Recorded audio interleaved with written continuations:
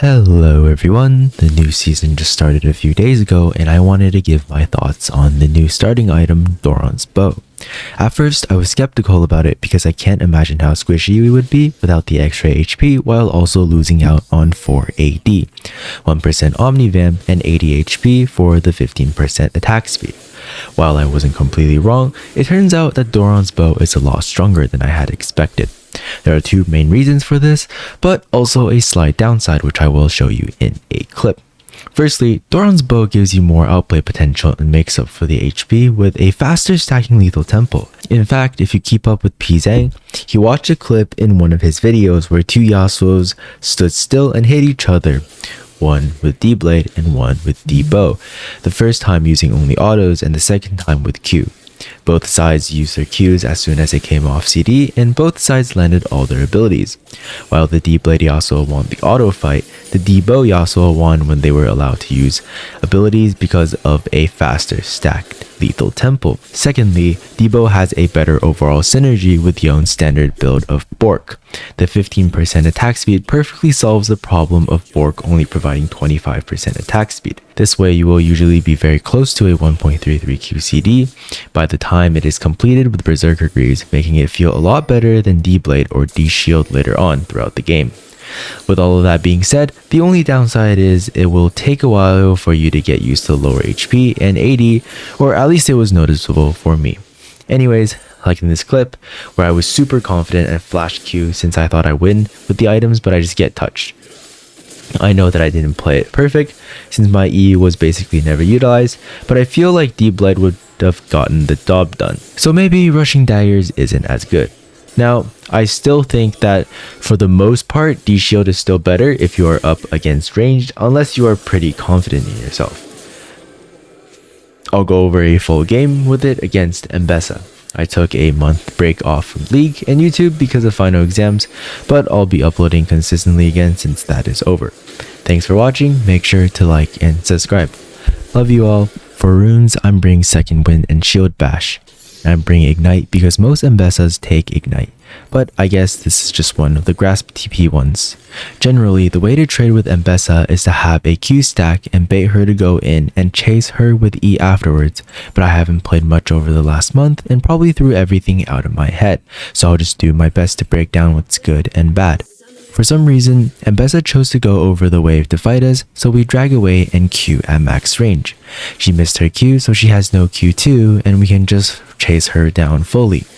I tried to Q flash her and she predicted that. In the higher elos, what you commonly see is you Q but not flash to try and bait flash instead of trading flash, but I didn't think she would have reacted, so in a sense I underestimated her. Auto her as she goes to CS. This should have been a kill angle, but I wanted the cannon and she ends up surviving off of 1 HP.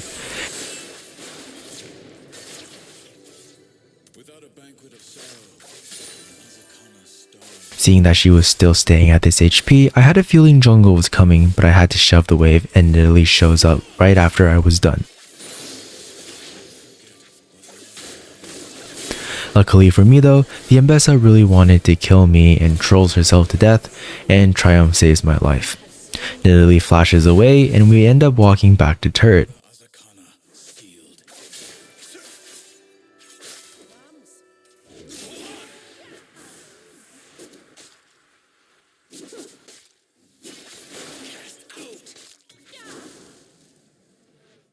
While this is a pretty optimal start because of Ambessa's war criminal level play, this quickly changes in the mid game and we end up carrying our asses off later on. Now, back to the matchup. Here's an example of a terrible trade.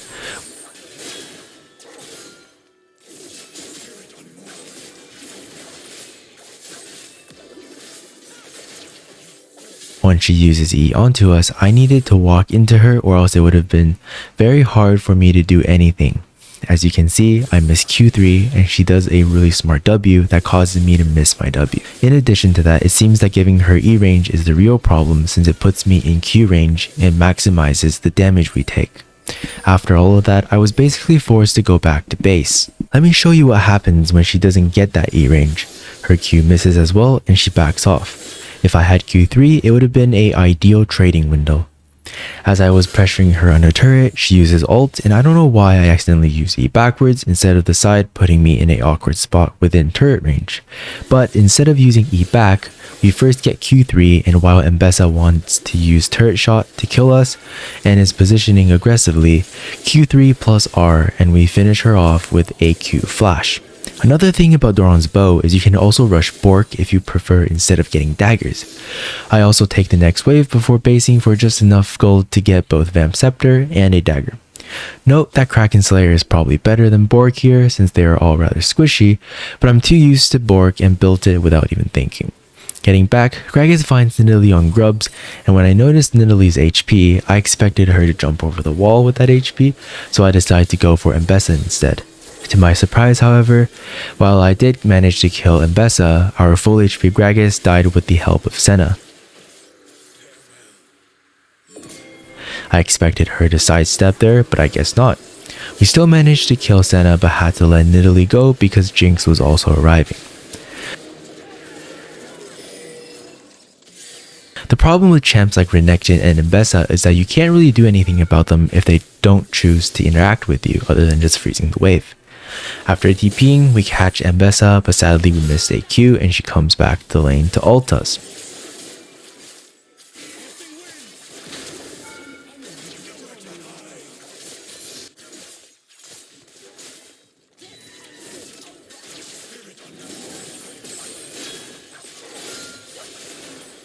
Along with that is Nidalee, and we are forced to flash away.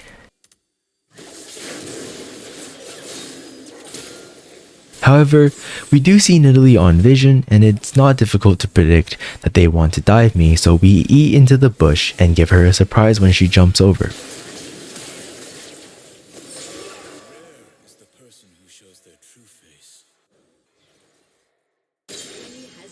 I wanted to get the wave in before she TP'd and reset, but I was a bit slow.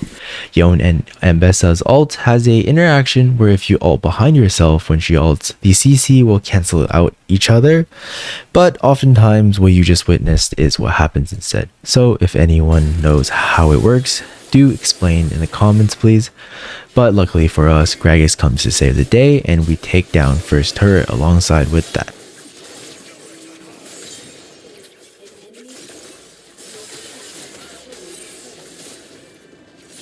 Now, we go split bot lane, but I wasn't paying attention to Jinx's death timer and end up dying to the turret.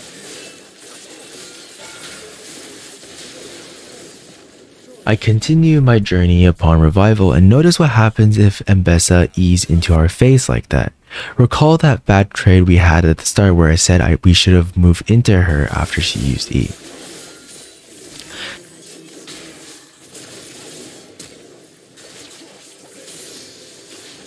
Nidalee shows up again, and using the vision to our advantage, we first one-shot her and then try to chase Ambessa, but she is too agile.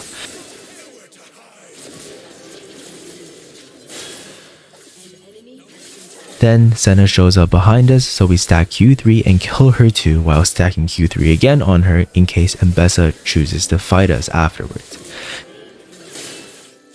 Since no one was matching Ambessa, I was basically forced to do so, and by R from the bush, I get ulted, following by another Nidalee gang, which shocked me because I expected her to be helping her team top right now.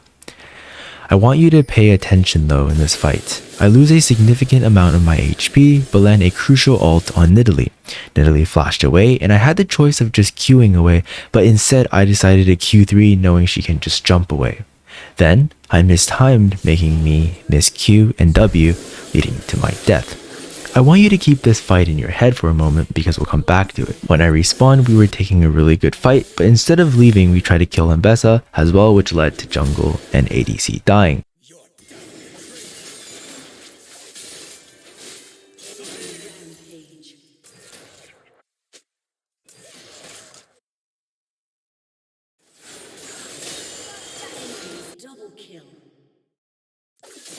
Followed by that was a Drake fight where we chose to give after Anivia got picked off.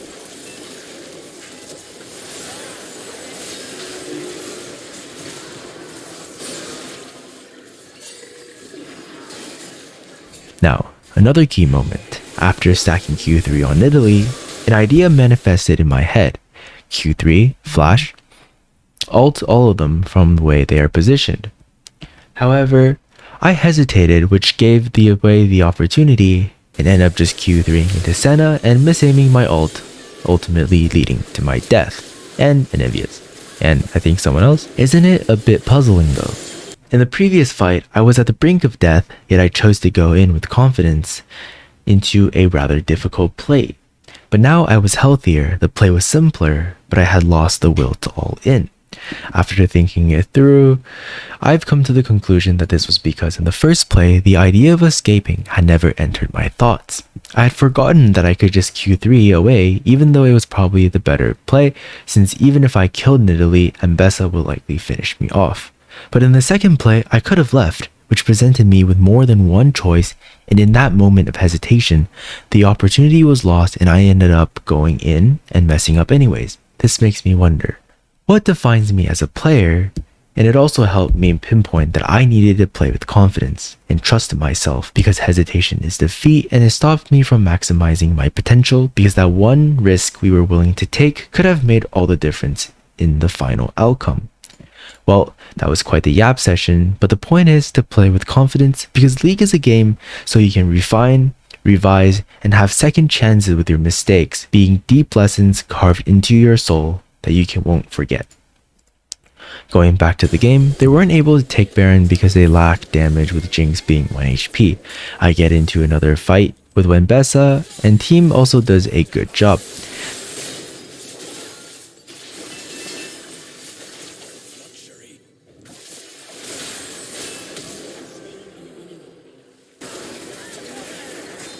Next up, we take Drake and use our numbers advantage to siege mid, but back off as they were respawning.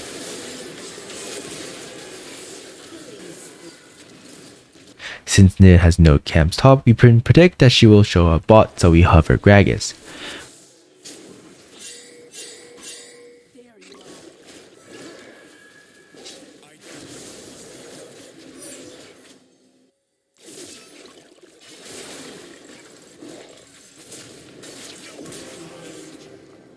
We now siege top and get 2 picks with the help of our team.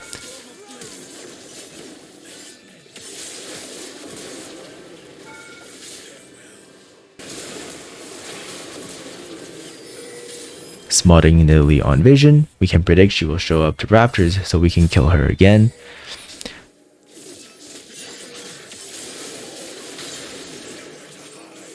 With that, we secure Baron, but we were a bit too aggressive and got picked off.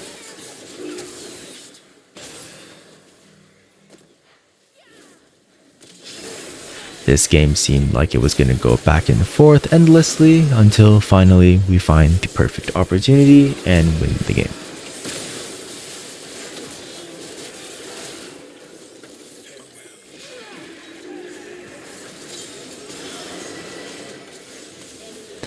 Thank you so much everyone for your support. Thanks again for watching. Please like and subscribe.